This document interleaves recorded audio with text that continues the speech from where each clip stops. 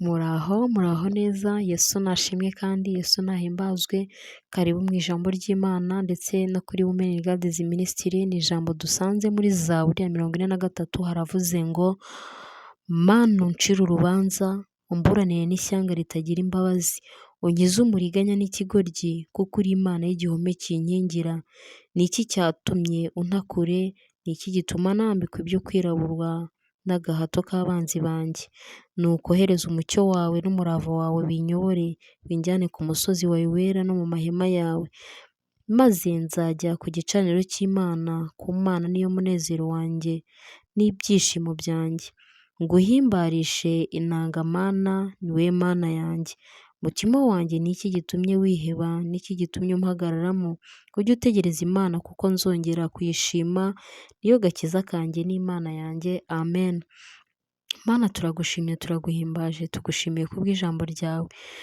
Uratuzi, uradusobanukiwe, uradukunda kandi utwitaho, ntuhabwe icyubahiro. Ushimiye kubw'umuntu wese uteze amatwi iri jambo kuri Women in God Ministry. Uwiteka numuhe umugisha kandi wumve icyo umutima we ugusaba, kandi mu mwanya tugiye kugira icyo tuvuga twongeraho, ndakwinginze ngo Mwuka Wera abane natwe, aduhe gusobanura ndetse no kuvuga nk'uko bikwiriye. Urakoze, ni mu izina ryera rya Yesu tubisabye twizeye, amen.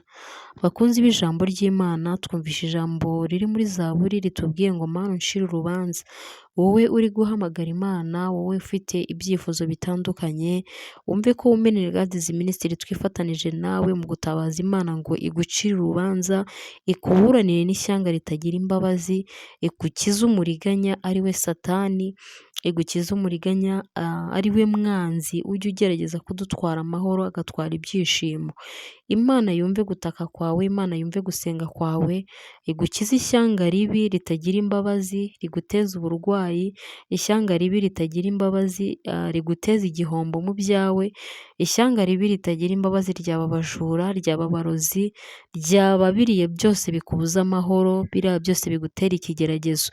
Imana ikuburanire rero, kandi nimara kukuburanira, Imana ikuzanira umucyo wayo n'umurava wayo, bikuyobore mu nzira yo gukiranuka, kuko ku Mana ariho umunezero wawe, kandi ku Mana ariho byishimo byawe. Dawidi yaravuze ngo nzongera nshima Imana, nzongera mpagarare mpimbaza Imana yanjye, kuko ariyo impa gukira ibyago byose byari bimpagurukiye, niyo gakiza kanjye n'Imana yanjye.